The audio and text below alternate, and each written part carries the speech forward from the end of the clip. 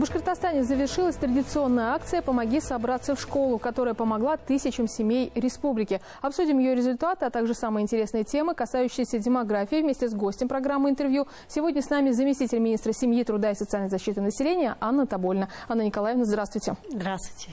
Расскажите, пожалуйста, в этом году как проходила акция «Помоги собраться в школу», сколько участников, как получателей, так и меценатов? Я, наверное, начну с самого начала. Вообще, этой акции в этом году уже 11 лет. Вот как-то они так промчались очень быстро. Мы впервые ее придумали в 2011 году и не думали, что она так приживется, да, что она станет вот, на самом деле традиционной, такой уже узнаваемой этой акцией. У нас были сомнения. Ведь когда Путин, президент нашей страны, озвучил, что будут выплаты на школьников 10 тысяч рублей, мы как-то все обсуждали, что, наверное, в этом году акция не получит такого отклика от населения, потому что, будут говорить, уже же дали, уже же получили, родители получили, зачем еще нужно что-то собирать? Вот. Но все-таки в министерстве мы решили так, что да, 10 тысяч – это очень хорошо, очень хорошая поддержка, но, как правило, денежная помощь, она может уйти и на другие нужды для семьи, да, это могут быть лекарства, это может быть оплата жилищно-коммунальных услуг, приобретение той же техники, да, мобильный телефон или планшет, то, что нужно будет ребенку для школы. Поэтому перед нашими центрами семья, перед администрациями мы поставили, конечно, задачу, чтобы все-таки адресная помощь, натуральная помощь у нас осталась, и очень отрадно, что нисколько не снизились объем оказанной помощи. То есть сейчас у нас уже порядка 9,5 миллионов рублей. То есть на эту сумму принесли товары. Вот, и к акции подключились другие фонды, НКО, администрации муниципальных образований. Они очень активны в этой части. И мы планируем порядка 9 тысяч детям оказать помощь. Это примерно 7 тысяч семей. Как правило, это многодетные семьи неполные. Они не обязательно могут быть малоимущими, потому что там, где много детей, всегда, никогда не будет лишним, да, любая поддержка. Вот, акция завершилась, но те, кто хочет принести товары и в течение сентября, двери центров семьи открыты, и они также будут переданы адресно тем семьям, которые у нас в этой помощи нуждаются. А какие семьи включены в реестр, и могут ли семьи, которые еще не находятся в нем, да, заявить о себе? У нас такого реестра нет. Как такового у нас есть семьи, с которыми мы работаем, которых мы поддерживаем. Это семьи, находящиеся на сопровождении у центров семья. Это семьи, которые, так скажем, сами фонды дают как адресная, такая аудитория, да, это администрации, когда собирают, объезжают свои сельские советы. Эти семьи есть, они на виду, они их знают. Но да, если, конечно, семья нуждается в поддержке, она не попала в поле нашего зрения, можно обратиться в службу семьи не только в рамках акции «Помоги собраться в школу» в целом. Если нужна поддержка государства, мы готовы взять семью на сопровождение, помогать и в оформлении документов. То есть там очень много задач. Благотворительная помощь – это одно из направлений, которое, конечно, востребовано у населения, мы его продолжаем. Вот. Кроме того, я, наверное, обозначу, что предметы, которые и канцтовары, да, школьные принадлежности приносят в службы семьи, они передаются и детям, которые находятся в социальных приютах, потому что эти дети находятся сейчас не в семье, но они потом в эту семью, мы надеемся, вернутся, поэтому мы полностью проводим, их одеваем в школьную форму, рюкзачки детям готовим, и все, что необходимо. Потом ребенок с этим рюкзачком, полным, так скажем, канцтоваров, своих тетрадок, вернется домой, продолжит обучение уже в своей привычной школе. Анна Николаевна, День знаний в детских домах в Башкортостане, как он проходит? Он проходит, во-первых, в школах, да, потому что все дети, которые находятся у нас в учреждениях, мы сейчас их называем центры содействия семейному воспитанию, по-старому детские дома. Давайте так и продолжу. Все ребятки идут в школу, в первые классы, так же, как и любой родитель учреждения готовит ребенка к школе, заранее приобретает ему форму, рюкзачки и все необходимое. А с эмоциональной точки зрения, какая работа проводится? Конечно, дети готовят. У нас не так много первоклашек идут в школу, потому что, как правило, сейчас поступают в детские дома больше подростки. Это 13-14 лет. Вот, младшего школьного возраста детей, во-первых, быстро забирают в семью, как правило. Ну, поэтому у нас такая аудитория больше – это мальчики и мальчики-подростки. Вот, поэтому для них это не первый класс, это уже 6-7, да, и больше. Весь летний период дети у нас были либо в лагере, либо гостили у своих родственников, да, кто-то был у своих наставников, которые их принимали тоже на лето и с ними проводили каникулы. Поэтому все у нас готовность полная к школе.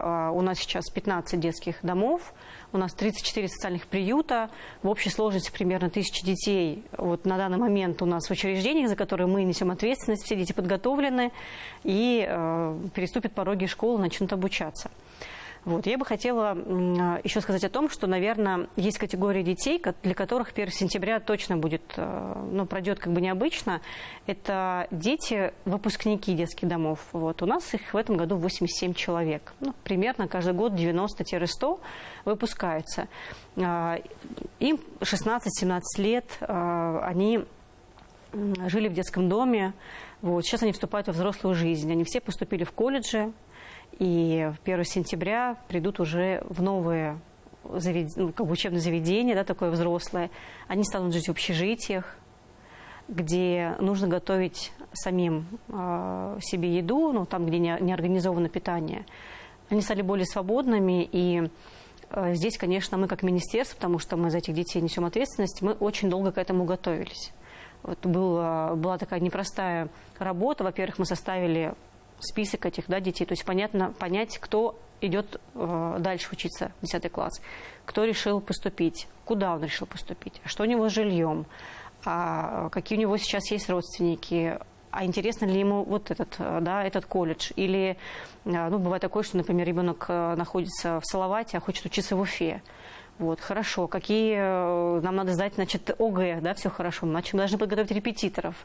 Кстати, откликнулись репетиторы, которые готовили детей, чтобы они сдали достойно ОГЭ. То есть это такая большая работа была проведена. Потом мы с каждым районом отработали в целом вот этот ребенок, куда, что, как его кто ведет. И последней точкой стало у нас общение уже состоявшихся выпускников, которые уже работают, но бывшие воспитанники детских домов, они сами вышли с такой идеей, чтобы провести встречу. Правда, она была в онлайн, мы проводили встречу с теми, кто сейчас выпускается. Потому что мы с вами не знаем всех тех, ну, как бы, наверное, страхов, всех тех проблем, с которыми могут столкнуться, ну, любые дети, которые вступили, вот, да, оторвались от своего родительского гнезда. Детский дом – это тоже, в принципе, такое гнездо родительское. Вот. И они ребятам рассказали, как вот этим глотком свободы не задохнуться, то есть как справиться с ним. Ну, я думаю, что они помогли им, и сейчас, безусловно, мы этих деток, 87, ну, таких уж взрослых, да, наших детей, пока будем вести, будем им помогать. Но это очень нужная у них никого нет, поддержка. Да. По поводу помощи. Вот новый учебный год, если мы говорим об этом, да, он начинается. А в течение вот этого учебного года семьи на какую помощь могут рассчитывать? Да, и какая работа по линии министерства проводится? Ну, наверное, если говорить в целом о семьях с детьми, то вот эти вот существенные меры поддержки, которые были введены для неполных семей, да, и там, где в семье рождается ребенок, и выплата от 3 до 7 лет, я думаю, что, ну, как бы родители, которые имеют детей, знают об этих выплатах.